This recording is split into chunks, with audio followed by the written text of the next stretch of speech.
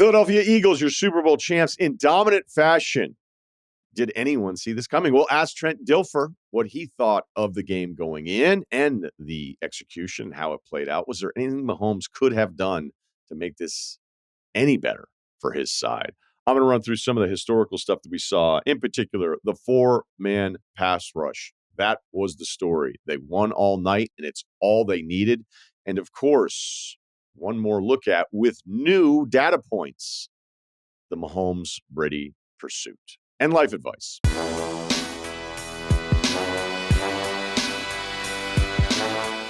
Well, you can't pick against Mahomes. Or that will happen.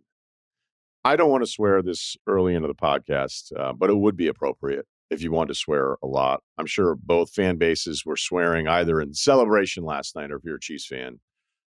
How did that happen?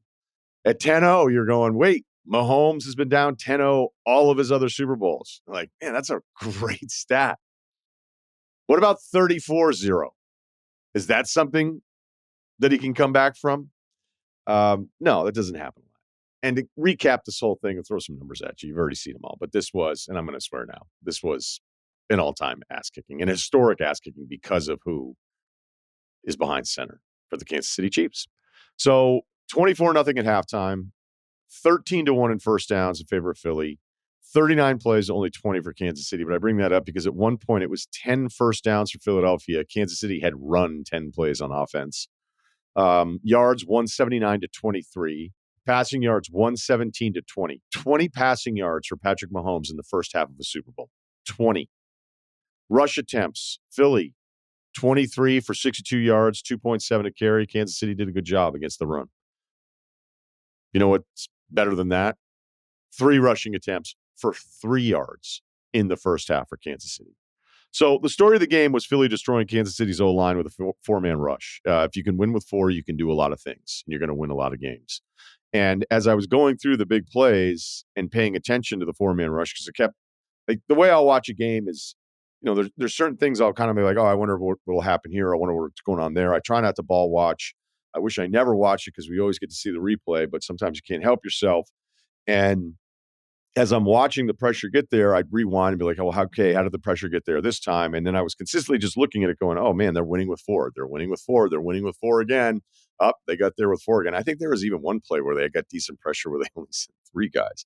But that was the whole point, is they didn't ever need to use an extra defender to get pressure against Patrick Mahomes.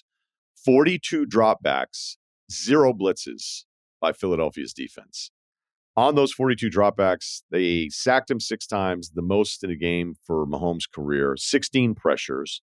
They also, according to Next Gen, on the 4-man pass rush, 0 blitz approach, played zone on all but 2 of his dropbacks. They played this cover 4 scheme 59.5% of the time, which is the 3rd highest any team has played that kind of coverage by a defense in a game since 2018. It's the 2nd worst performance of Mahomes' career by EPA, expected points added, minus 19.3. So the 2nd worst game of his career was last night in a Super Bowl. And if you look at some of these other stats, this is according to ESPN research, Mahomes is the 6th QB to never be blitzed in a Super Bowl game in Super Bowl history. The teams that never blitzed, their record in those 6 games, 6-0. But at 10-0, I still had a little faith, even though I'm like, man, they're getting there. And I'm getting there. Well, at least I got to my faith because of Mahomes and who he's been. But if you look at like that 10-0 possession, Kansas City gets the ball, and you go play by play. Sweat is lined up across from Kelsey. Kelsey is supposed to be in the block. Off the snap, Kelsey isn't even out of his stance, and Sweat is past him. I don't know what that is. I've watched the play over and over again. I was watching it this morning because it was so alarming last night. It's like, did he not know the count? Was he supposed to chip and then get out? But I think the way he played it, he was supposed to stay in and block or at least do something. And he was never even, like, Sweat was gone. And Kelsey's still standing there. On 2nd and 14, right after that, Hunt on the other side for Philadelphia just pushes Tooney back into the pile and it collapses around Mahomes. And then you're looking at third and forever, and it's the pick six. Mahomes had time, but he still flushes out to his right. You could also have thrown probably a holding flag on Juwan Taylor if you wanted to on that play. Mahomes throws the pick, and it's not just a pick against pressure. It's a pick against a defense or a defensive player, in this case, in Cooper DeJean, that Mahomes just never even sees. Like, those are the picks that the great ones usually never have. Like, maybe a guy makes a play on a ball. I always look at picks towards the end when you're desperate and you're just trying to move the chains. It's fourth down or something. Like, those picks I have less of a problem with. But when somebody doesn't see somebody, and that's when you're thinking, is it because of this pressure and it's already getting to him? Like, how does he throw a pick in that spot? Because clearly he doesn't even see that DeJean's underneath. DeJean runs it back, pick six. The next pick, right? Because at that point it's 17-0. Kansas City 1st and 10 after they had gone 3 and out. Philadelphia punts. Kansas City 1st and 10 at their own 6-yard line. Sweat pushes Tooney right into Mahomes again. And this interception's not even close. Zach Bond makes the play. Great play by the linebacker. Always feel like linebackers are the guys that quarterbacks never think are going to make the interception, except for like a very short list of guys. Bond, great on this. The throw's not even close. Mahomes is hit, but on first down and 1st and 6 with 1:45 to go, you're thinking, what should Mahomes do there? Well, he can't go down because he's in the end zone. He's probably thinking he's going to still figure this game out, so he's willing to be aggressive, knowing that they need 6 even with a full field to go. But that pressure, getting stepped on by his own guy, like, you can say that's not really on him. But the whole point is that all of this is like collectively tied to all of it.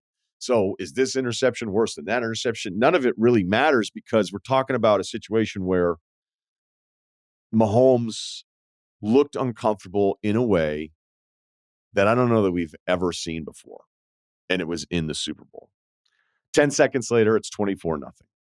So here, the good news after getting your doors beaten in, if you're a Chiefs fan, you don't have to defend your team against everyone saying there's a conspiracy that the games are rigged for you. Right? And bring this up too, because, you're feeling bad today. I used to remember, like, when my team lost, I just couldn't go online for a little while. And this is before, like, there was a real online presence that we have today. I'm talking about, like, early days of ESPN.com page 2. Like, couldn't look at it, couldn't watch Sports Center. You're like, I'm just going to sit there and see the trophy go to those guys over and over and over again. Like, I'm trying to have breakfast here before I decide what to do with my day. So I'm going to watch Sports Center 4 straight times until I finally decide if I'm going to leave the house. But I don't need to watch this trophy presentation over and over and over again. Granted, you probably don't do that anymore. But the point is like, you kind of have to go into hiding. But this should, at least, if you're a Chiefs fan, the positive that you can't feel today, but maybe months from now you can feel, is you'll be able to say, well, if it were rigged, then why did they take that one off? Wasn't it supposed to be for the three-peat? Taylor Swift in the building, the whole deal. Like, wasn't this the script that I kept hearing about over and over and over again? Because in that first call on A.J. Brown and the offensive pass interference, you had people at the Super Bowl parties that you were at, if it wasn't just Chiefs fans, that were like, here we go again. Well, now you have evidence. It's like, well, wait, what happened there? So that's a positive. On the other side of thing, Hurts wins the MVP, 17-22, 221 yards, 2 touchdowns, the 1 pick. Did run it 11 times, 72 yards, 1 touchdown. So 3 touchdowns. I guess he's going to win it. I would have loved for somebody to have gotten another D-line. I don't know if you just look at Josh Sweat and go, well, he has 2.5 sacks, so he has more than the other guys. I think it's probably like you'd have to watch the film to understand who really, really was destroying everything. But Sweat showed up a lot in a lot of plays where he didn't actually even get a sack. So maybe he was supposed to get it. I thought that they were the story. But the quarterback is like just the default setting. You've got to do a lot on your team for the quarterback to not win MVP. I did think the Nike ad was a little weird. I don't think that Hurts has been relevant enough to have an entire Nike ad built around hate. But as I've told you for years now, almost every ad on every athlete, because everyone is too online, is built around the motive of going back at the haters. Whether it's the Steph documentary on Apple, and as much as I love Steph, him being in the car listening to talk radio, some guy calling into a show doubting the team. It's like, man, every one of these storytelling devices about today's athlete is always about the hate. because, again, they have access to hate in a way that athletes have never had access to hate before. And this ends up becoming the marketing thing. As I'm watching that Hurts thing, I was just like, look, I think a lot of people think he's pretty good. They don't think he's one of the all-timers, and that's okay too. You want to force that topic in today? Good luck. You're probably wrong if you think Hurts is going to be one of the all-timers. But he was great and good enough last night. Vic Fangio, I would imagine the 2 weeks leading up with his defensive group, were they watching the film of these tackles for Kansas City going, this is going to be ugly? I don't know. I mean, we can go through and some of the post-game stuff and everything, but people probably don't want to be. But I would love to know, like, the real story, maybe years from now. Are these guys salivating, watching film, going, we're going to destroy these tackles? And because we're going to get there with 4 all night long and our depth on the D-line, that it's not going to matter because they still have to worry about the big guys in the middle. So you edge guys can do a lot of the work, but they have to worry about our guys in the middle. We're going to have the extra defender back there. We're going to play zone. They're all going to be looking at Mahomes. And guess what? He's going to have a rough night. Like, could you actually be that confident because of the prep and what you see on film, execute the game plan, but could you be that confident against somebody like Mahomes? Because I'd still think that whether the players, the coaching staff going, we love our plan. We love our matchup. We have this. But damn, what if that guy figures it out? Because that's what the quarterback position is about at the highest level. It's problem solving. It's solving the problem. And Mahomes could not solve the problem last night. I actually thought Mahomes kind of, despite getting destroyed in that Tampa one, did a much better job of attempting to solve the problem against Tampa destroying their tackles years ago than anything we saw last night. Picking the Eagles going in was going to be scary for me. I think it was going to be scary for a lot of people because of everything we've talked about with Mahomes, and I think it's that simple at times. You know, look, I didn't pick Nick Foles against Tom Brady either. I don't regret that. Maybe I regret this one a little bit more because if you look at the talent and what this front office has done, it's spectacular. Weapons for Hurts, best offensive line in football. They bring in Saquon. They seem to be pretty straightforward about the defensive line. Like, hey, was that guy awesome at Georgia? Let's go take him. Let's go do that. And to completely overhaul the secondary with young players playing this many snaps, all making big impacts throughout this entire season. Like, this is an all-time job by Howie Roseman in this front office. But you just never expect to have Mahomes look this bad, even if you like the 1 through 53 advantage that Philadelphia had going into the game. Because now this comes full circle to the Mahomes-Brady stuff. I thought Brady was great on the game last night in talking about loss, right? How undefeated season and then losing to the Giants, how it bothers him and how he thinks about the 3 losses more than he thinks about the 7 wins, which makes sense because I think it's kind of human nature, unfortunately, and none of us can really quite understand what it's like to fail at that level. And you think some people would get over it, but maybe because they don't get over it, that's why they're successful in the first place, because they obsess on about all these things. But I thought the perspective that Brady was giving on like one of these losses where you're staring at history and Mahomes is staring at a three-peat, and then you have to like live with this the rest of your life. And even if you get a couple more, like this one's going to bother you. You'd think this was going to bother Mahomes for a long time. Because there's 2 ways of looking at the Brady-Mahomes thing that you would have been beaten over the head with it today if Mahomes had won last night. Sometimes I feel like it's insane to suggest that Mahomes was already surpassing Brady. But then again, I don't like being that simple about things and just counting and saying, well, if Mahomes has 4 and this guy has 7, you're a moron for thinking the guy with 4 can be better than the guy with 7. Because I think there's other ways to look at it where Mahomes had 2 MVPs by the time he was 27. I think Brady's first one was when he was 30 years old. They're both 3-2 to start their Super Bowl careers. So maybe you can default to that. Because again, in the moment, Monday morning, arguing that Mahomes is still better than Brady feels pretty stupid because Brady doesn't have anything like the 31-9 where it's a head-to-head win by Brady. And he doesn't have anything like last night where Brady looks completely lost. Brady was really good on the broadcast last night. He was really good on loss and talking about how much the first Giants Super Bowl loss on the doorstep of an undefeated season, how much that still bothers him, how he thinks about the 3 losses more than the 7 wins. I think it would make sense where you go, man, you're really going to let it bother you that much? But I think the fact that these guys that are so good at what they do, the greats, they obsess about all of it. The obsessing part that may haunt them today, the obsessing part of it is probably part of the DNA that makes them great in the first place. So it's like, all right, whatever. I may be miserable about some of these things that have happened in my life, but it helped me get here, as well. So there's two ways of looking at the Brady-Mahomes thing today because the Mahomes pursuit is dented. I don't know if it could be buffed out, but it's dented with that kind of result last night. Sometimes I felt like it was insane to suggest that Mahomes was trending towards surpassing Brady. That was making a lot of assumptions about what the rest of the resume was going to look like. But we knew Mahomes had, a long runway here. But then at the same time, I felt like it was kind of simplistic to just dismiss the idea that Mahomes could be better than Brady because of just counting stuff. And there's an argument to be made that Mahomes' impact earlier in his career statistically is superior to Brady's, and that Mahomes had the two MVPs by 27, and Brady, didn't have his first one until he was 30 years old. So I think there's some like head-to-head individual stuff that you could point to. And you could also go like, all right, well, look, they're still 3-2 in their first 5 Super Bowls. So what's really out of reach? The problem is the result was so one-sided last night. Brady doesn't have any of these games. He doesn't have any of these games in a Super Bowl resume, nothing even close to this. You got the 31-9, that's a head-to-head, all right? And I would ask like Mahomes people, like, if it were the other way around, would you ever say, hey, he beat him head-to-head? Of course you would. So, it's kind of like the college football arguments that we'll have every now and then. Like, okay, that's fine. That's your position now. But if it were reversed, would you dismiss that? Of course you wouldn't. If we go through Brady's losses, he's got the David Tyree catch on that Manning drive.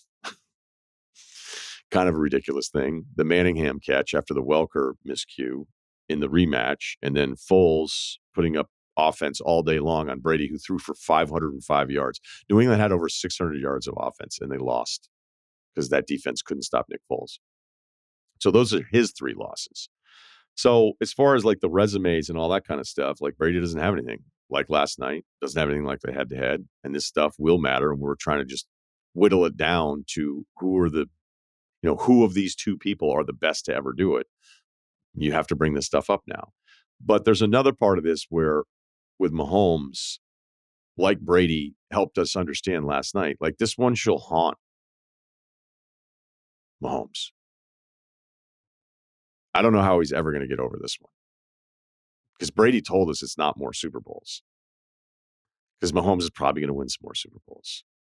But you're on the doorstep of a three-peat, first team to ever do it in the Super Bowl era.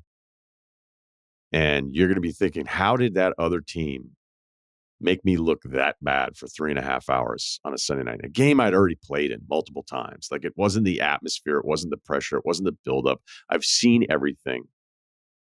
People are saying I am the best to ever do it, despite the resume. And I looked lost for one night. How did I let that happen? How did I not figure it out? How did I let my offensive line, like, how did I not help them? Because I had a couple moments last night where I was like, I don't know that Brady would let this happen for 3.5 hours if he knew the pressure was going to get to him. And you could even say it wasn't 3.5 hours because they scored some points at the end of the game. Those don't matter. But if we want to end on a counting note, like Mahomes does have a long runway. He has a lot of time to catch up.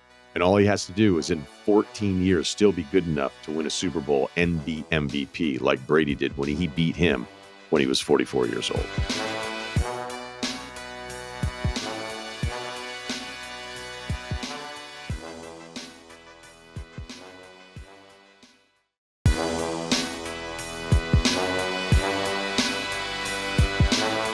The Monday after a Super Bowl, we booked this last week because I was like, there'll be all these ins and outs, all this stuff, the detail, and who better than to ask Trent Dilfer, who was all over that stuff, and also a Super Bowl champ, and of course the head coach of UAB, and a friend of the program. But I don't know, man, that was ugly. So we're still going to do this and figure it out. But thanks for joining us. How are you? I'm doing great, Ryan. It's great to see you. I miss doing the show with you. Let's make it more often. Yeah, absolutely. Okay. Look, I picked Mahomes like everybody, like so many other people, just tough guy to pick against. And then you're watching it play out. And I remember, as I said in the open, I'm like, man, they're getting there with 4 a lot. Like, oh, that was with 4 again.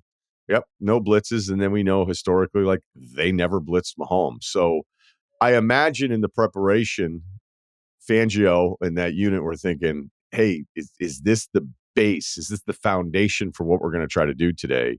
Or maybe they're like, let's see if this works and if it holds up, and then maybe we'll adapt throughout it. But when you started to see that become a major, major problem for Kansas City, uh, like go into kind of what you think was happening with that group. Well, I thought two things were working in conjunction. And I'll start with probably what is not going to be talked about as much today, which is the offensive side for Philly. When you saw Philly get the ball and take advantage of Kansas City's run-stopping plan, and the Chiefs had a great run-stopping plan. I mean, not a good one, a great one. Movement up front, playing over the top of back blocks, chasing down the zone plays. And then Philly goes, okay, well, then we're going to throw the football. And when you play man, we're going to take advantage of man matchups. And when you play zones, we're going to hit you kind of in that middle of the field to numbers area, take advantage of your zones. And Jalen's 9 for 11 at one point with a drop. And you're like, okay, so now we're going to get the lead. Philly's going to get the lead. And we're going to be able to play a too high shell and take advantage of the matchups up front that we knew we had. And I don't think that was a myth. I think everybody I watched and listened to leading up to the Super Bowl understood that Philly had a tremendous advantage on the defensive line to Kansas City's offensive line. Kansas City's dealt with some issues this year up there, and Philly's just maybe the best in the league. So you knew there'd be a mismatch, but if Kansas City could keep the game close and, mix, run, pass, keep them honest, throw on their terms, let Mahomes play the passing game on his terms, then you could really understand, okay, this can be a close game, get to the fourth quarter, and Mahomes' magic comes out. But as you're watching Philly just dominate offensively as well, then you're like, well, this is going to be a all-day sucker for the Chiefs. They got no chance. And I just thought it was a brilliant job by Kellen of calling the game, of Hurts executing it.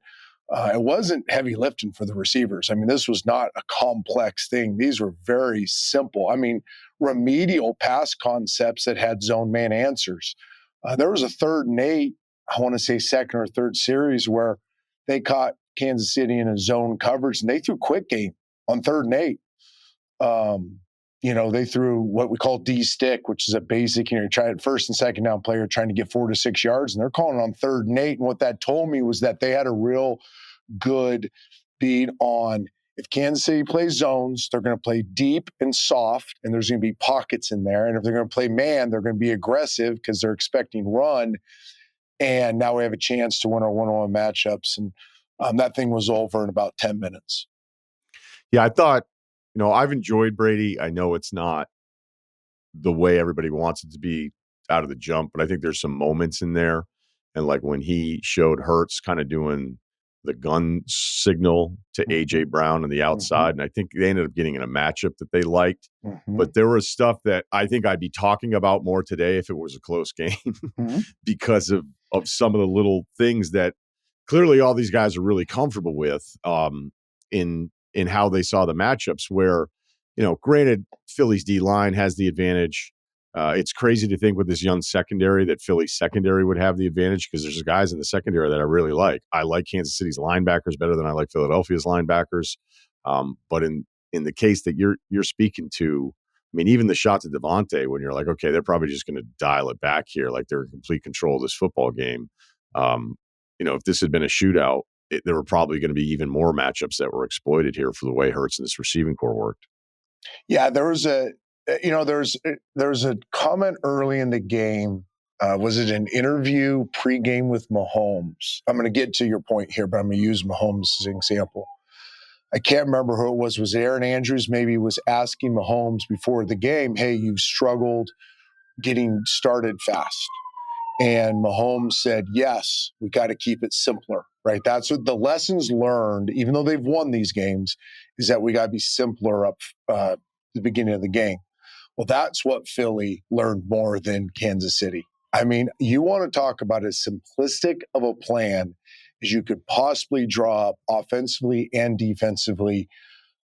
Philly had it. I mean, this offensive plan was brilliant in its simplicity, and it basically told you that, hey, if you're going to play us this way, meaning aggressive, downhill, man, tight coverage, then we feel like we are going to take individual shots, runaways or shots. And they always had a runaway, like a man runaway beater or a shot beater. And regardless of down and distance, we're taking it. I mean, the fourth down where they throw it to AJ on the sideline, they get the little push-off call against them, but it was very, you practice that all week long. We're not trying to get a first down here. You want to play us man. You want to isolate him, then we're going to take the shot, regardless of down and distance. The Devontae touchdown. Doesn't matter what the score of the game is. Doesn't matter. Hey, you want to challenge us, we're going to go up top. The one that got him down for the first score that almost scored. You want to challenge us. We don't care who it is out there running the individual matchup. We're going to take the shot. We believe we're better than you, mano a mano, in those situations. Defensively was the same way. We're going to play a too high, Vic Fangio defense, quarters match, cover two, different variations of split safety, and we're going to get after you with four. There's one more thing. Make sure you get to me on the pass rush plan Philly had that I thought was really brilliant too. But the plan in general was just so simple that the players knew it. There was great conviction. They saw soft zones. There was a couple times they did call shots. And I thought, I love Brady calling games. I don't watch a ton of NFL during the season anymore. I'm too busy. But when I do watch a game in entirety, it tends to be the Fox game. So I've probably heard Tom 4 to 6 times. I think he does a really good job. And I think he mentioned this too, is like the decisiveness for which Jalen got the ball out of his hands to his underneath receivers when they were wrong on what they called. So Kellen would call a shot on early downs. Kansas City bluffed kind of this man tight coverage look, and boom, they jetted out of there in these spot drop zones. He wasn't waiting for something big. He immediately hit the back in the flat, or immediately hit the tight end underneath, or immediately hit the receiver underneath and let him run. I mean, there was we call it pitching backwards, right? You're trying to take the shot, but they're going to take the shot away. Boom, you pitch it underneath, you throw it underneath and let the guy run after the catch. So it was just, they were so decisive, Philly was, on both sides of the ball because of the simplicity of the plan. There is a number here from Next Gen, if we're looking at the defensive matchup. And maybe before I share the number, like, you think about how you want to attack Mahomes, you can sit there and say, well, we don't want to really blitz him a lot. That's something that I've learned over the years, is like, if you want to go into a game against like one of the all-time greats, you think you're just going to heat him up. Like, they're going, great, blitz me all game, because I'm going to figure it out, and you're just not going to be able to hold up in the back end. So there's one part of it where you realize you're winning with 4 the entire time. So you're like, even if we wanted to be creative and give him different looks, we actually don't need to do that, because we're getting there. And then you're thinking, okay, the win is we have this extra guy in coverage. What happens here? Because the number from Next Gen was that it was this cover 4 that you're talking about, that Philly played 59.5% of the snaps, the third highest rate by a defense playing that kind of coverage in a game since 2018. What does that coverage do beyond just, okay, we're getting there with 4, we have an extra guy, but in particular, like, because I could even understand Philly thinking with their corners and how well they played, like, we actually are so not afraid of Kansas City's receivers that we could just play man, and we trust our guys to hold up. If we get beat a couple times, then we can adjust. They never had to adjust any of it the entire time. So what does that look give somebody like Mahomes with this group? Well, again, a football junkie's going to, blow this answer, but I'm trying to keep it pretty simple. It's a match zone. So what that means, here's a better way of saying it. It's a sticky zone. So it's a zone coverage. So you're responsible for areas of the field. So you're very decisive of how you can play those areas. Based on how the receivers deploy within their routes, then tells you how sticky you are within your zone as a player deploys into your zone. Okay. Then there's reading off number 2. If 2 goes to the flat, the corner can come off and becomes a cloud. So it's an organic zone. So the greatest thing about Vic's defense is it's one call with multiple reactions to it. It can be super sticky by certain players. It can be super passive by certain players so they can help if nobody jumps in their zone right away. It can be a read coverage, meaning offense does one thing, so we know because they do that, we can read and kind of have a built-in double coverage on somebody. And then there's eyes on the quarterback. And that, I think there's two key things here that I've heard Tom talk about before. And again, I did not have the sound on for the whole game, so he may have. But he had mentioned a game earlier, I don't know, a couple weeks ago. The scariest thing for a quarterback in all of football is to be rushed hard while the defensive seven in the back end is looking at you. So eyes on defense with hard rush. Now, with not a hard rush and eyes on, not a big deal because you can manipulate those guys, you can find windows, you can actually dictate terms. But when you get rushed hard and you have 7 set of eyeballs looking at you, well, the deeper they are with their eyeballs looking at you, guess what they're looking at? As soon as my hand comes off the ball, those eyes are reacting to where I'm looking. And because of distance, say they're 12 yards back, they also can judge how long that ball is going to be in the air so they can close those windows. And that most quarterbacks, in fact, all quarterbacks I've ever talked to, and I lived it, was we intuitively know how fast they can get from point A to B if their eyes are looking at us.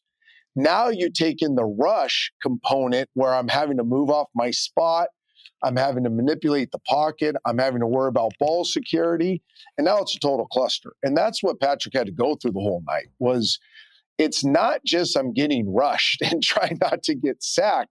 It's that I can't anticipate throws because I got all these eyeballs looking at me in this sticky zone. And if I make a mistake and like the interception, the second interception, that's a pass rush interception. He gets kind of bowled into him. He's not going to throw it to that. He throws it behind the receiver. The only reason he throws it behind the receiver is because of the pass rush getting pushed into him. Well, and he was also rushing it because he knows he has this tiny little window he's got to get that crossing route into before all the eyes are looking at him and can converge from the outside. We saw the interception come from the inside out. There's more defenders coming from the outside in too that he's aware of. So that to me, that is what's so brutal. And I'll get to the pass rush plan of the Eagles too, because it was so simple in nature, in the amount of calls. They were very complex in how they rushed up front. These were not just, hey, 4 guys with their hair on fire, just go win. These were tactical rushes. If you notice the edge players especially, they rush extremely hard. They majored with bull rush, which means push the tackle into the quarterback. That was their major move they worked on. Full hand, triple extension, run the feet. The upfield arm was usually pressed harder than the inside arm, which was worked on for 2 weeks. Then they stopped. They didn't run past the launch point. And you saw it because they understand Patrick's really good at climbing up before he goes out, where a lot of quarterbacks just want the wide departure, deep outside bolt. That's not Patrick. Aaron Rodgers is the same way. Their instincts are to climb first, then bolt right or left. So by pressing and bull rushing the tackles into that, let's call it 8-yard area, roughly, then they played underneath. So as Patrick climbed, there was this body presence with eyes on him by the defensive ends coming underneath too, which then made him reroute back outside. Well, guess what was happening when they rerouted back outside? The defensive tackles who were pushing, they departed outside and had contained a lot of times in those rushes. So it was a very tactical plan by the Eagles to make sure they bull rushed the tackles, pushed them into Patrick's pocket, let Patrick do what he does great, which is climb naturally. Well, let's take advantage of that climb and then contain with the other 2 players. So you take all that into account with the too high sticky zone shell. I mean, I looked at my wife one time and I said, I've lived this hell so many times. Like, this is the worst possible scenario for any quarterback. I don't care. This is the kryptonite to the GOATs. Like, this is truly the kryptonite to the Bradys, the Mahomes, the Rodgers, the whoever you want to put on the Mount Rushmore. This is really the only form of defense that they don't even have the answers for. An average guy like me, it just crushed us. But the greats, it makes them normal. It just makes them average and normal. When Mahomes lost to Tampa, it was just clear from the jump, like, okay, the tackles are getting destroyed. And we know the story about how Veach had promised to him that we'll fix this, and they did, and they fixed it. In that game, I left it thinking, like, look, Tampa dominated this team, but Mahomes actually gave them a chance. You know, like, I know that seems crazy, looking back at it historically, but like during the game, there were times with Mahomes, I was like, he doesn't have a chance, and he's still like somehow making some of these plays. That didn't happen last night at all. Is there any way to fix it? Was there any way to get out of that hell? Not with Philly's offense playing at the clip they were playing. That's why I led with that. Yes, Okay. if this is a 10-point game, I think Mahomes finds a way. I think Andy Reid finds a way. They started moving the pocket a little bit, had a little success there. They had when they went to their Mayday, kind of their 2-minute offense, they had a draw game that was a little bit successful. If they could have kept this thing balanced and not played catch up the whole time, had it a one, like I said, a one-score 10-point game, I think this thing gets in the fourth quarter and Mahomes finds a way. But when Philly's offense is playing that efficiently, and when they're playing to the same incredible level that their defense is playing, there's nothing a quarterback can do. And we all expect them. I used to say this on TV all the time is, they don't have, Superman capes. As great as they are, is great. I mean, I think the guy calling the game and the guy playing in the game are the two greatest of all time. And neither of them they can't go into the phone booth and put on the Superman cape. They're not that great. They still are dependent upon 10 other people. They're still dependent on their defenses. They're still dependent on their special teams. They're still dependent on their coaches. Like, it's the ultimate team game for a reason. As unbelievable as they are, they can't do it by themselves. And I think the thing that you saw get away early in this game wasn't just great Philly defense or great Philly's offense. It was the compounding effect of Philly being better in every part of this game. And the overwhelming sense of, this is only going to get uglier. Like, this is not going to fix itself here. This is not going to correct. My son-in-law looks at me when Kansas City gets the ball with like 1:46 left in the first half. He goes, typical Mahomes. You're going to take them down the score. They're going to get the ball in the second half, and they're going to score. I said, Crichton, I get it. I'm not saying you're a dummy for thinking that, because you watched Mahomes do this enough. I said, bro, I'll double down on you and say Philly scores and more points before this half ends. That's how egregious this has become. And sure enough, the next play, interception, and then they get the touchdown. So, and I'm wrong as much as I'm right. But this one was not hard. Like, this one, 10 minutes into this game, 10 minutes of real time, not 10 minutes of clock time. 10 minutes of real time had 28-point win written all over it. Let's talk about the Brady-Mahomes thing, because, again, I kind of close with this in the beginning of the pod, in that I don't want to just go, well, this guy has this many rings and this guy has this many, so it's impossible to do that, because we think about like how brilliant Mahomes has been from the jump. Okay. And Tom kind of grew in to this, even though the team was having all the success from a quarterback standpoint. He also wasn't asked to do the kind of stuff that a quarterback is asked to do today. And, Belichick always had that defense rolling for the first decade of Tom's run.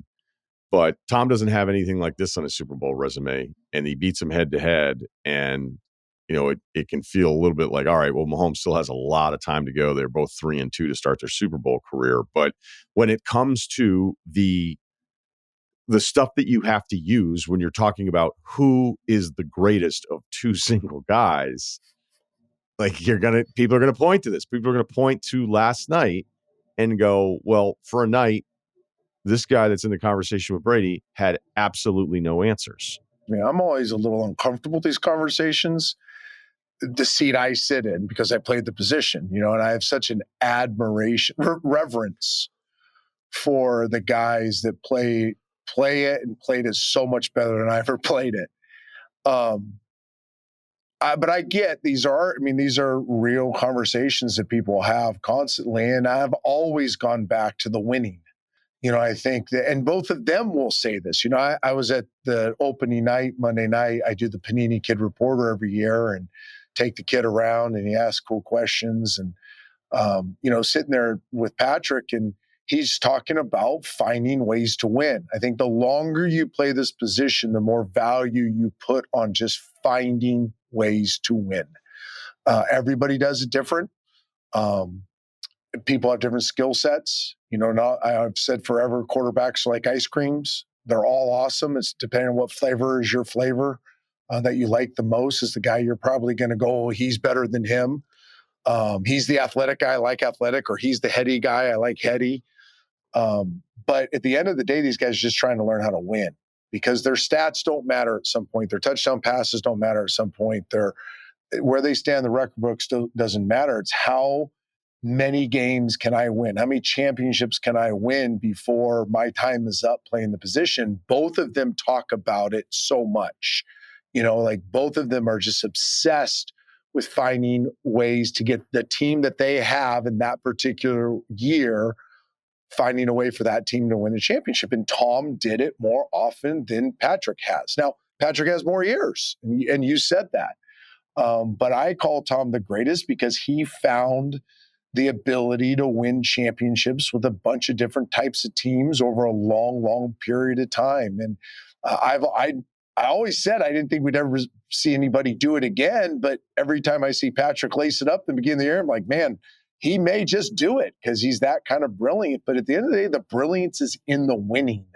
The brilliance isn't in the skill set or all the things we talk about, what they do better than everybody else. It's that they find a way to win more often than the next guy. I want to get back to the prep part of it. Because, should any of this surprise Kansas City last night? No, I don't think it should. I think they were probably very concerned leading up to this game, especially offensively. We all know the challenges each week as you study an opponent over and over and over. You have two things working. You have the good angel and the bad angel on your shoulder. You have the skeptic and the optimist. And that you're trying to let the optimist win all the time. Oh, we could do this to counter that, and we have this tool. And if I do this, we can take advantage of that. Oh, they're vulnerable here. And if we get the right situation and the right look, we'll take advantage of it there. So that's the optimist. That's the good angel. But then you have the skeptic, the evil demon on your shoulder saying, yeah, but they're going to kill your tackle. Like, you only have 2 seconds to throw it. This is a one-hitch game. They got eyeballs on you. They don't have to play man against you. The windows aren't going to be as big. We can't run the ball. Well, the action game's not going to be as good because we're going to have a hard time running the football. Like, those were all the things that were going through Kansas City's mind. And I bet the longer the prep went into this, the more the skeptic, the demon, was winning. Like, this is going to be really, really hard. Oh, we need our defense to play really good. Okay, here's how we can win this game. Let's win the end of the first half. Let's get this thing in the fourth quarter, and we'll do what we do and win the last drive in the fourth quarter. We'll get the ball last. But that's only if our special teams and defense plays great. Because they knew that there's no way they didn't know if we get behind by 2 scores in this game that this isn't going to be nearly impossible. Because you just couldn't play balanced against this team 2 scores down. You're going to have to lead with the pass and all your quick answers. A lot of the ways that Kansas City beats people that have good pass rushes is that they'll play man with it, or they'll play more of a true stickier zone. Like a 3 match where it's 1 high safety and they're matching things underneath, meaning sticking to things underneath, but there's only 1 safety. When they have all those flat throws, you get all the quick throws, you get all the little, okay, you rushed me, but I got the ball out. That's harder to do when there's cloud corners and there's more eyeballs looking at you in those split safety looks. So they took away all the quick throws too. So it's not only that we can't throw the ball, but we can't use quick game as a form of running the ball. Oh, we'll try to throw screens. Right, because that's an Andy Reid special. That's any West Coast guy's answer to hard pass rushes, to throw a lot of screens. Well, one of the first plays of the game is a screen, and the defensive end just runs right through the screen and disrupts it. So now I feel weird calling screens. Oh, okay, we'll call a line of scrimmage screen. They call a line of scrimmage screen, and Philly's defensive, their secondary just blows all the blockers up and tackles the guy. So as a play caller, you're like, screens aren't working, draws aren't working that much, quick game's not working. This is going to be brutal. Where is Jalen Hurts for you as far as a development story at that position? I love the kid. I've always been bullish on him. I hate the I told you so's at these, but I'll give a little I told you so.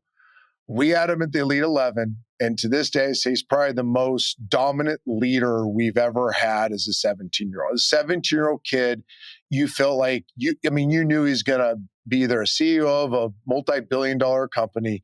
He was going to win multiple championships. He was going to be a difference maker. The kid is a unique leader. And now Alex Mortensen is my offense coordinator who coached him at Alabama. So the depth of the stories goes even deeper because now I have somebody in my building that can tell you the behind the scenes. He knows who he is. He's not trying to be anybody else but a winner. He knows that his running is a valuable part of how he gets the pictures he wants in the passing game. Is he the most accurate guy in the NFL? No, but he's accurate enough. He's always been accurate in big moments. He finds a way to create time and space for himself, which is the hardest thing for defenses to adjust to, is when there's more time that the quarterback has the football in his hand, there creates more space. So he creates time and space for himself as a player. He's not traditional, but he's effective. The guy's just won at every level and will continue to win. So I know he's not everybody's favorite form of ice cream, but if winning is your favorite form of ice cream, the metaphor on quarterbacks being ice cream flavors, then he should probably be your favorite flavor because he's going to continue to win at a high clip.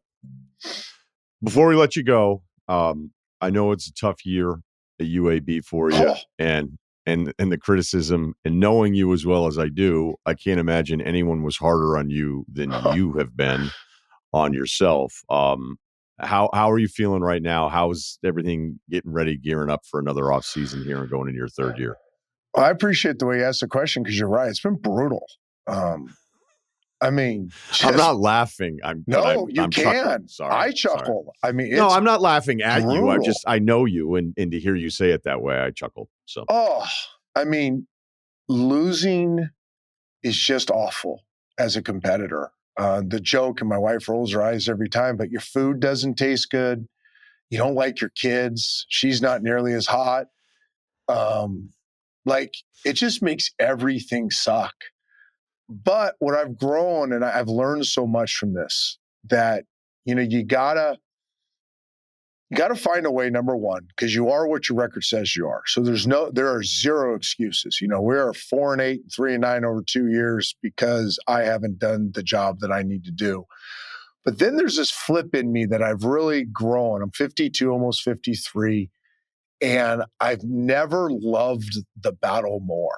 Like in the midst of the suck, I just love this battle. I wake up, Ryan, with the hair on my arm standing up. Like, okay, this battle feels impossible. I feel like it's David versus Goliath, and I'm energized by it. And I've built now a building where now we're all energized by it.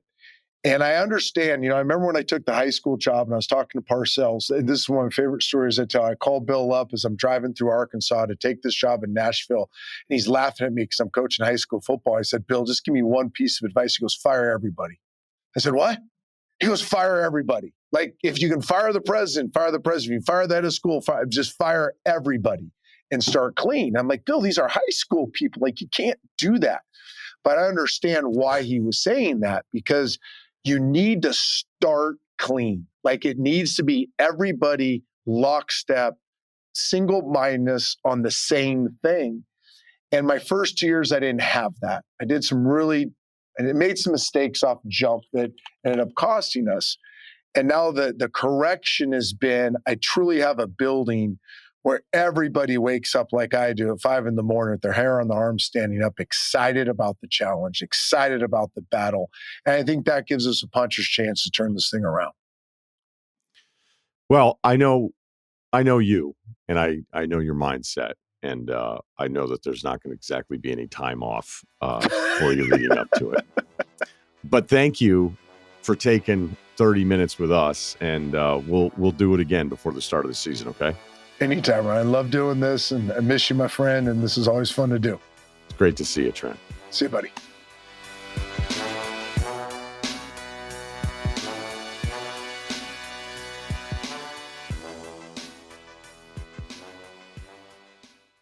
You want details? Fine.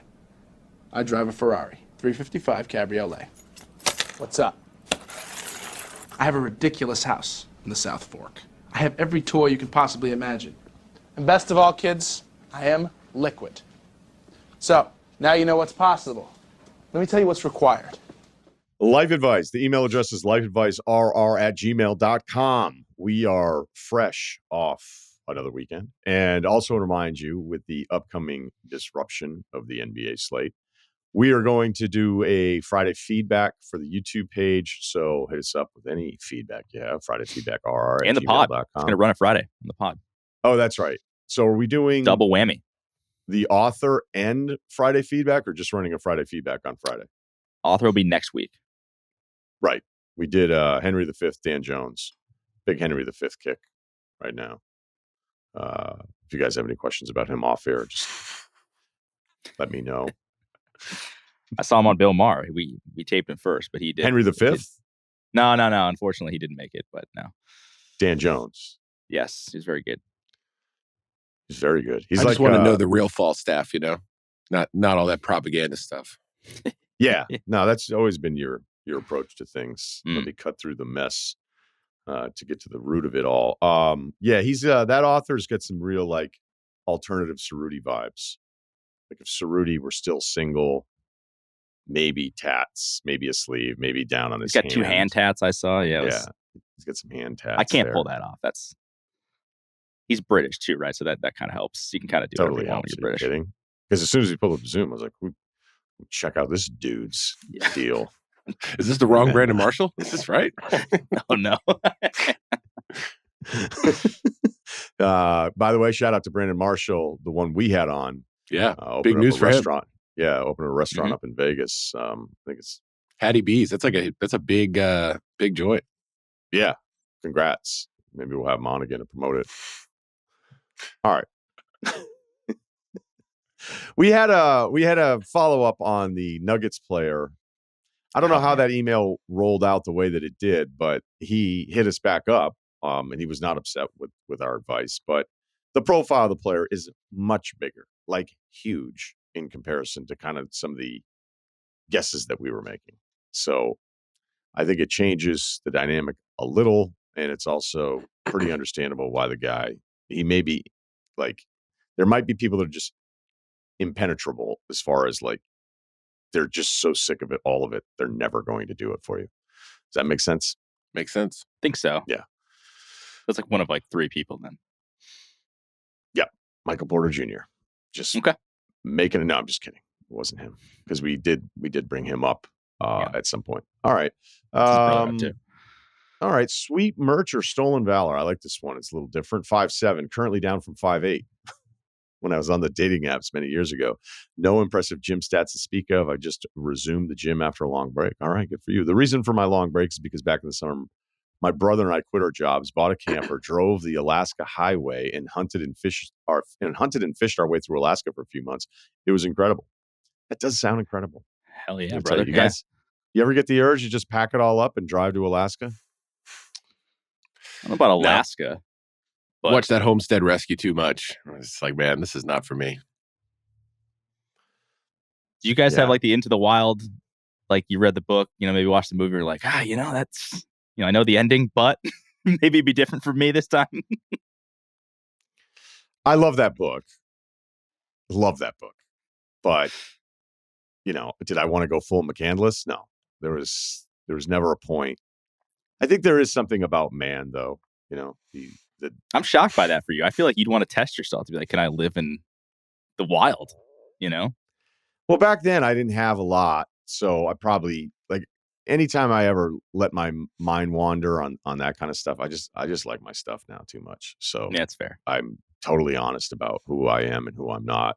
Yeah, if you don't cold yeah. plunge in the morning, you can't even start your day at this point, right? Yeah. Like, hey, although look, nature's cold plunge, Alaska. So True. I do. Many people are saying. Yeah. I think they have a bumper sticker that says that or something. But I think the testing yourself thing I've thought about. I think I was even looking into something a couple years ago, but then whenever you like Google that kind of stuff, it's like, oh, I just show up to the beach and get yelled at by like retired Marines for 10 grand, just shiver next to Bob, from Home Depot. I don't fucking do that. You're nothing. I know. No, I'm not. I'm in my 40s. Things have gone well. Fuck off. Like, can I get a towel? So I don't think I necessarily need that to sharpen the edges, but I think there was something else that I was looking into for a while. And then I was kind of like, who the fuck are you kidding? You're not this guy. So, I will say I was watching Deal or No Deal Island. Great show. Total twist on Deal or No Deal. And I actually, after like near the end of the first season, I saw a thing at the end. It's like, do you want to be on Deal or No Deal Island? I was like, yes, I do. And as I was filling out the thing, didn't actually push the button on that. I was like, who I'd love to see on Deal or No Deal Island? It's definitely Ryan. It's like, that would be perfect because there's a couple of physical challenges. You're like in like a hut sort of on the beach. They make it seem like you're roughing it, but the huts are super nice. Just a thought I had. I'd like to be able to say I could rough it because I think I could have there for a while. When you don't have anything nice and you live in a dump, you're just like, I sort of am roughing it right now with utilities. But I don't know. I just always kind of think about like the motivation of like, I think it's great. I think like to this email that we'll get to maybe tomorrow, but I love just saying, hey, I want to do this. And I think there's a lot of guys walking around being like, hey, I'd love to do this. And then they never, ever do it. And it's a bit like when we give the advice of going after the career that you really want. It's like, well, why not try it? It's a bit like trying and it not working out. At least later on in life, you'll be able to say to yourself, well, I gave it a real shot. Maybe it's disappointing, but I think it'd be far more disappointing to like go through life being like, I never gave myself a chance. I never once had and look, sometimes people's lives are disrupted in ways that ultimately change what your priorities have to be. And those opportunities would just never be there for you. But whenever I think like even the Alaskan homestead thing, the first thing I think about with those shows is how weird the kid will be, which may entirely be unfair, but like if a kid ends up in college somewhere and you're like, dude, Longfellow's like fucking weird. You're like, dude, he grew up. Cut him some slack. You see what Bear did at the party last night? Yeah. Like Kodiak was asking if we had any girls to introduce him to. We're like, man, you wear a sarong, dude. Like, just a weird conversation starter. So anyway, good for these guys. Let's get back to the email. Soon after departing, I realized that perhaps I should have packed a few more t-shirts. So we stopped in a small town in remote Alaska to prospect for sweet merch. And we struck gold. This remote Alaska thrift store was incredible. T-shirts were $1.50. And we found the entire DVD box set of suits. Well, it's too soon for me. $3 a disc. An insane value. Shout out to friend of the program, Meghan Markle. Yeah, that's the connection we had already made. It was exactly what we needed to fuel our trip. Here's the problem I present to you today. One of the sweet teas that I was thrifted was formerly in the service of the local EMS unit. The t-shirt says Copper River EMS in bold gold lettering on a field of navy blue fabric. It's a very cool shirt. It fits well. It has immense sentimental value because it reminds me of an amazing time I spent with my brother, but I don't want to steal valor. I have immense respect for troops, first responders, teachers, plumbers, everyone that keeps America going forward, and I don't want to steal valor, nor do I want to be mistaken for someone who is EMS if I'm around when an emergency happens.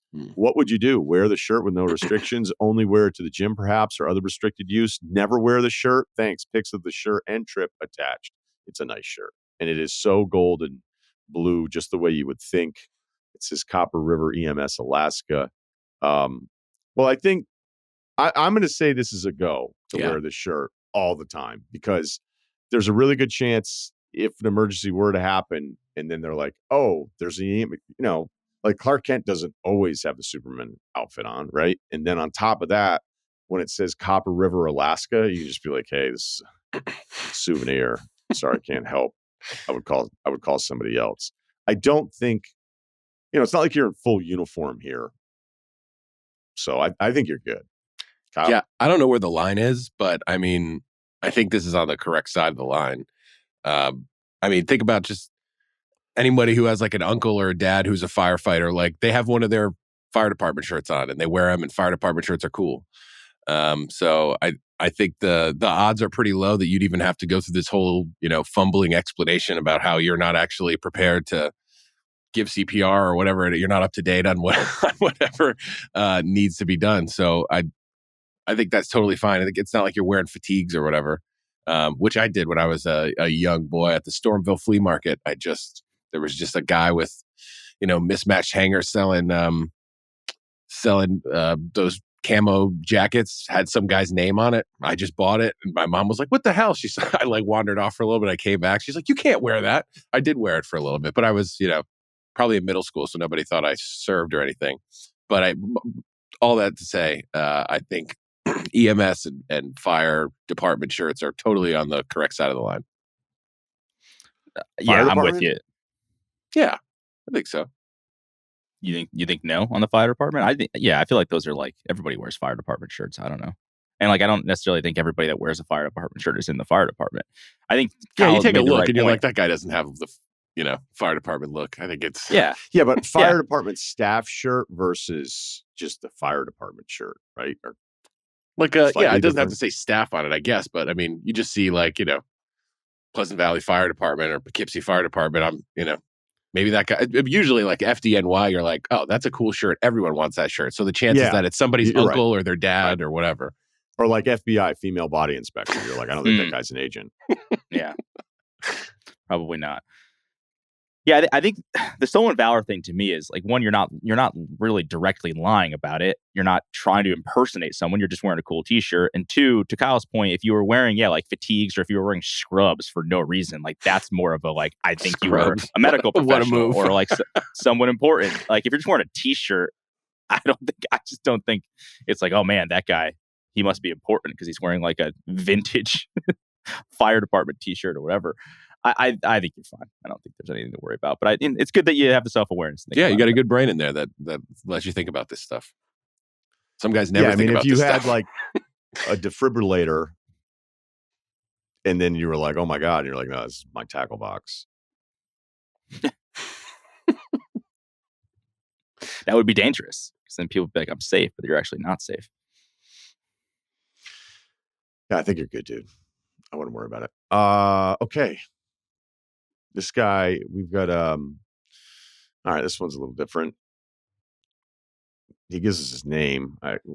We'll just leave your name out on behalf of you.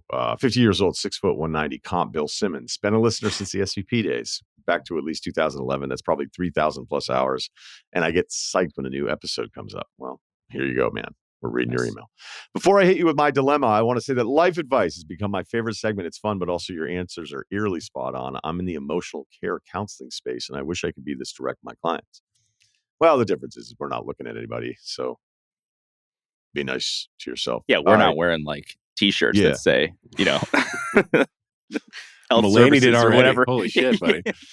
Yeah, good job. Here's my issue. Lived in Nashville since the late 90s. Moved to Irvine from 2014 to 21, and I loved it. It's a lot of personal details here, but I think this is not that weird of a thing, so I think we're all right.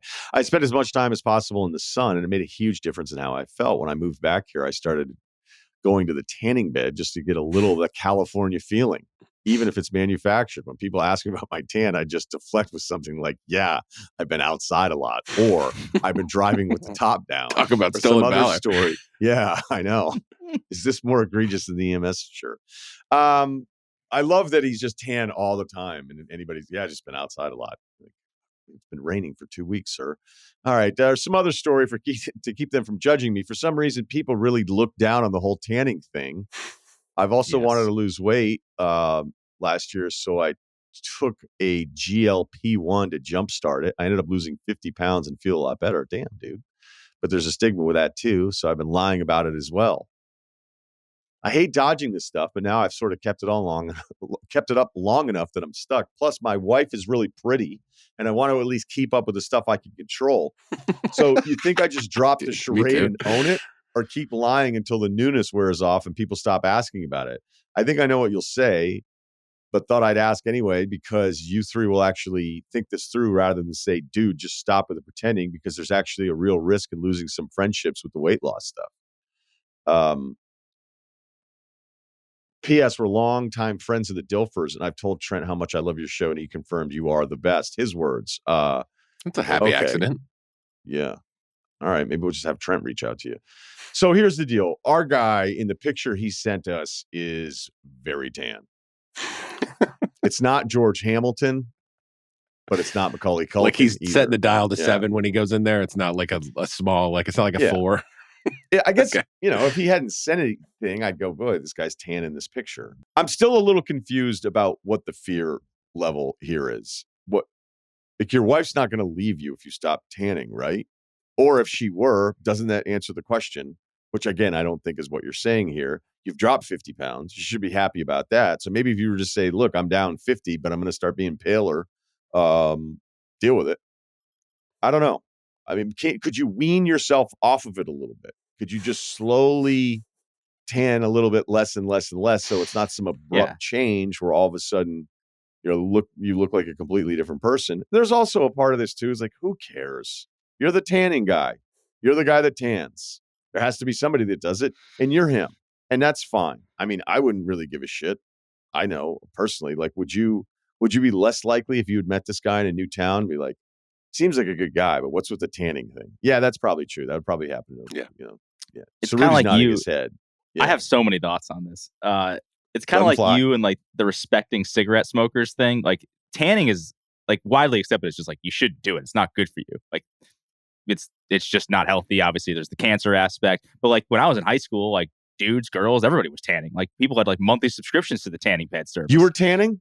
I was not tanning, but people did. Dudes, I mean, obviously it was mostly girls, dudes? but they were guys. Tan laundry, man. That shit was GTL, the Jersey Shore. Yeah, exactly. but you're from Connecticut. You're not from. It's not that far off. I'm telling you, like there were definitely guys like the Guido guys. Oh my God, come on, middle of winter. And I will say, bunch of Pauly D's running around. But see, the thing is like, we can talk as the bird flies. A to B. That Connecticut's not that far away from Jersey. The Jersey thing, for the most part, is a completely different experience. It is. I'm not saying it's not, but there's a little bit of crossover. There's a lot of Italians in Connecticut. Culture sharing. There's a lot of people that like it's not. And it's the not show like, was probably pretty hot right when you were around high school. It was very hot, high school and college, and so I was not one of those people. Favorite? I like JWoww. Go ahead. You would like JWoww. Ronnie was misunderstood. Ronnie was good. I'm just kidding. No, Ronnie, I like Ronnie. What? Kind of an asshole. Sammy Sweetheart was probably the most reasonable of all. Oh, wait. People. No, Ronnie, I thought her name was Ronnie. Ronnie was Ronnie was like the Sammy. shortest. Sammy was brutal. Of all the girls, I feel like Sammy was like the most level-headed. You think so? But hey, yeah, I think so. I don't know. There was a lot of trauma for me. I was like, they're fighting all the time. JWoww and Snooki were a little bit more on the crazy scale. I like that Snooki started like such a massive deficit and then worked her way back to like everybody got her and liked her. Yeah, it's good to see that redemption arc story. But anyway, circling back, I just got back from Mexico. For the record, I liked Ronnie. Now that I think about it. Yeah. Okay. Good. Yeah, Ronnie. Yeah, I think. I don't know why I thought the girl's name was Ronnie. It's been a while since I've watched a show, which isn't a bad thing, to be honest with you. Go ahead. I just got back from Mexico. I'm not a tanner. I don't tan. I've been known to be pretty pale for a while now. My nickname has been Twilight for a few years there, thanks to Colin Cowherd. You just feel better. You weren't sleeping a lot. Well, yeah, I was. That's a true story. I started working on Mike and Mike, and I literally just became vitamin D deficient and started taking supplements. So there's actual medical concern there. but you would have had a reason. You're a gamer, dude. That's crazy. Why doesn't this guy do that? Say, hey, this is a medical thing. You could, because I say all that to say that like you just do feel better. You feel better. You look better. It's like the old Deion Sanders thing. Like, what is it? You look good, you play good, you get paid good. Like when you are tan, you just feel. I talk about this with my wife all the time. You feel better about yourself. He's 100% right in all those things. Like whatever whatever the like endorphins or whatever, your body, like everything about you just feel good when you're tan and when your face hits the sun. So I mean, I kind of don't blame our guy, and if that makes him feel good, I mean, certainly take all the precautions. But there is really something to like being happy when you are more tan and see the sun. So I kind of can't blame our guy here. Yeah, the people that he's worried about, and hypothetically noticing or talking about it, but like they probably wouldn't be super jazzed for you if you just lost 50 pounds the old-fashioned way, or like they definitely have more of a reason to bring it up or whatever. But those are the people that you're worried about probably aren't dudes that would have been happy for you if you did this stuff through different mediums. So I mean, it's just sort of like it's almost like everyone like who sees somebody doing a selfie video out in the world, it's like they're just like, look at that guy doing something extra. He's just doing something extra. And that's how they're looking at you booking an appointment at this, tanning salon and, using that thing instead of, just working out all the time and not eating anything. I just think people look at it through this like lens of, oh, it's just extra. Look at that. I'm not doing anything like that. Meanwhile, they're probably, fat and pale, and that plays into it as well. I think Ceruti nailed on something that I think is the most important as you navigate through all of this. This is something that you do that makes you feel good. It makes you feel better. And when you look in the mirror, you feel better about what you see, which is a really difficult thing for a lot of people. All right. Even the hottest people out there are going to have a day where like, what's going on there? Right.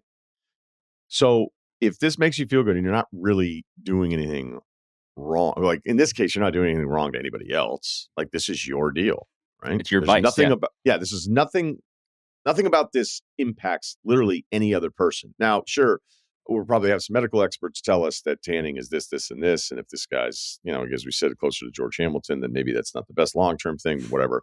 But there's also probably part of this too, man, where if you were based on the picture 50 pounds over the picture that you sent us, like, good-looking guy, 50 years old, got it going on. Hottest guy we ever had to email the show? No, but this guy's a good-looking guy. And,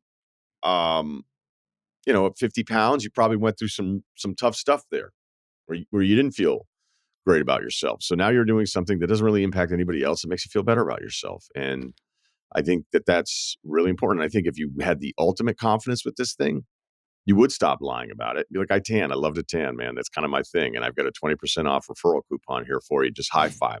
Just own this in such an aggressive way that it becomes kind of funny. Now, most people can't really ever do that. I'm not even saying that I could, but just get in front of the awkwardness. Like, man, you're tan. Be like, yeah, tan. Love it. Tanning all the time. It's kind of my thing. And then just laugh. Like, just own it with that other person. And then what can they really say? Like, oh, what's this guy? In the 90s? Yeah, it's me. I love the 90s. Great music, good movies, a lot of indie stuff. Résumé, yeah. Also, his explanation was good, where he was like, dude, I was in, sunny California for 6 years and I fucking miss it.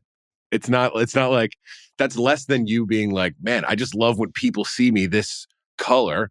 It's more like, dude, I just miss being outside and I miss all that sun. So like, this is just something I'm doing while I figure out, the explanation isn't as bad as just like, I'm so vain, even though that might be the truth. Could you maybe just take it from like a 7 on the toaster scale to like a 4 or 5 range, go from well done to just medium? Like maybe that just like a slight change and then everybody else will kind of get off your back. Because if you're crispy looking, that we've all seen those like leather looking people and you're like, whoa, like what? That's a little aggressive. Yeah, the cocktail might just be a little too strong. I think I keep thinking about that. I don't know if it was I Think You Should Leave. It was one of those sketch shows where it's like, do you wear a toupee and you don't want to go full bald, but you're tired of this? Here's our 160-day package where you just have like a little less hair every day that you're putting on.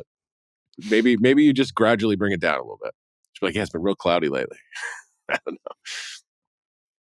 Yeah, I thought about that because somebody what was it, one of the hotel lobbies, and somebody made fun of Andrew Whitworth and I because of our hair. And I was like, that's fucking ballsy. I met you 10 seconds ago. In 2025? Come on, what are we doing? Yeah.